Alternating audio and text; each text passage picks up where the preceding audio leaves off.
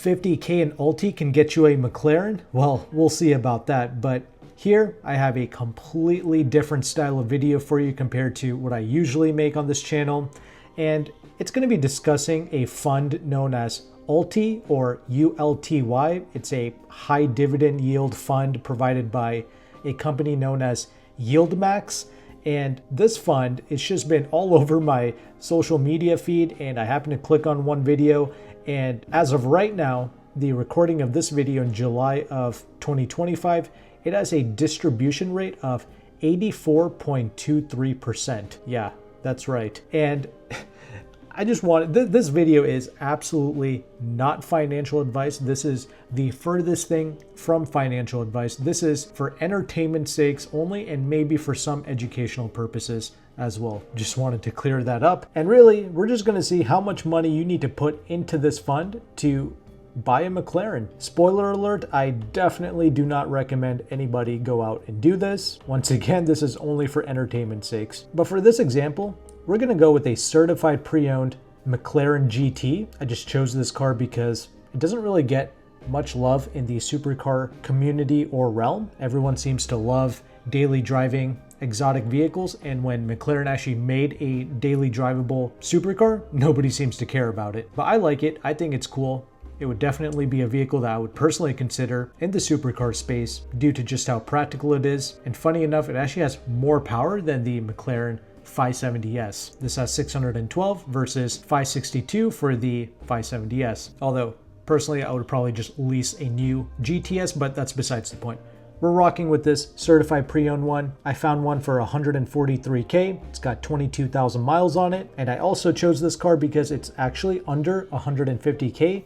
So that means a bank known as PenFed will actually finance this vehicle, and PenFed is a credit union that's pretty much available to anyone as long as they just put $5 into a savings account. They are automatically a member, and they seem to have some of the best interest rates for new and used cars. So for 60 months, they got 5.49%. We're going to roll with that, and we're going to roll with Pennsylvania as the example state. Finance payment on this certified pre-owned McLaren, it's going to be $2,948.12. I also estimated about $455 for insurance and for fuel. Yeah, surprisingly, people are not paying a crazy amount of money for the insurance on this GT McLaren, most likely because they are older individuals who have multiple policies bundled together, like home, rental property, umbrella policy, multiple different vehicles, etc. But anyway, $455 for that. Total monthly cost, we're at $3,403.12. Multiply that by 12, the total yearly cost for this 3-year-old McLaren, it's going to be $40,837.44. We saw that the distribution rate on ULTY is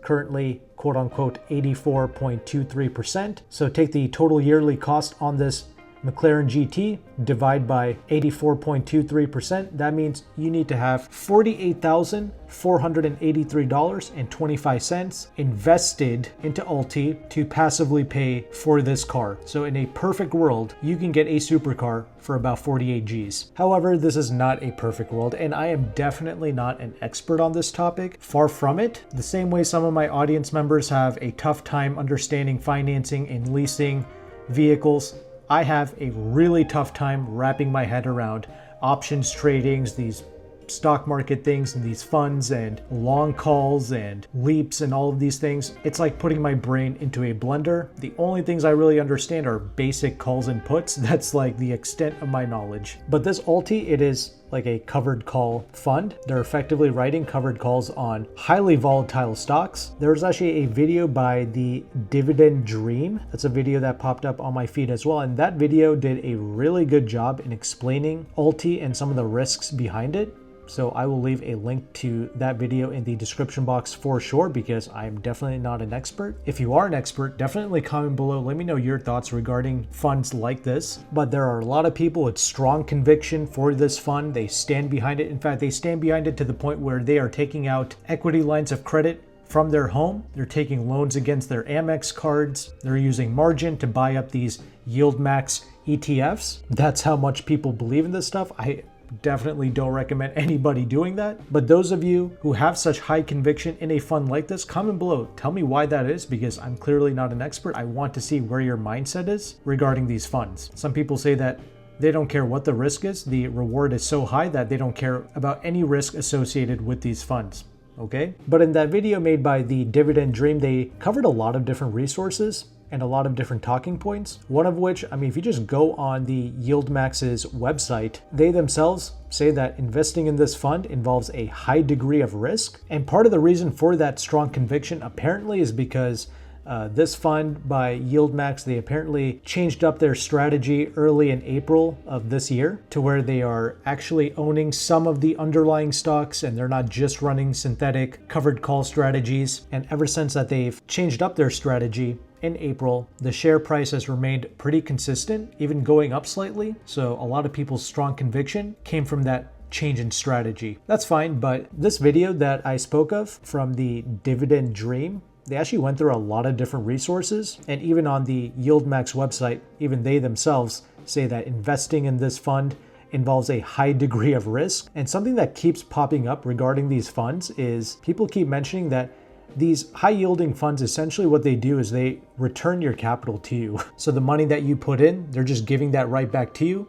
And that's how they're able to achieve such high yields. And that's what some people say and claim. Although in some interviews with YieldMax's people and other people in the comment section, they were saying that they label these funds as return of capital to reduce the tax burden. And some people are really happy by the fact that these funds are labeled return of capital to, once again, reduce the tax liability. Once again, I'm not an accountant or a tax professional. I'm just stating some things that I've heard, what I've seen, and what I've read on their own website. But something suspicious that myself and others have noticed is on YieldMax's own website for ULTY, it says that the most recent distribution on June 25th, 2025 contains 100% return of capital and 0% income. That's crazy. Unless that's some unique tax talk. This company, YieldMax, they are telling you straight up that they just gave you your own capital back and 0% income was given to you. So that's right there on their own site. Again, those who have more conviction and really believe in this fund, tell me if there's like another meaning to it. Are they just saying that to once again lower the tax liability? I don't know, but straight up just reading it, they seem to just honestly say that they are returning 100% of your capital. Others bring up the NAV erosion, of course. That's a common topic for these high yielding funds. Although once again, many people, they don't seem to care about that. They say that that's not an issue ever since they have reorganized this fund back in early April of 2025. Others say that that doesn't matter. There's still plenty of risk in this fund. And even though the share price is a little over $6, that price can still slide downwards. It can become $5, $4, $1 even. And the only reason, again, some people say this, the only reason why this fund is seemingly doing well ever since April is because the overall market has been doing well. And these kind of covered call strategies, they do well in a slightly more upward market. And whenever the market starts to even go down, then these funds can tank heavily. And this fund, ULTY, it's got heavily volatile stocks. I mean, they themselves say it on their website.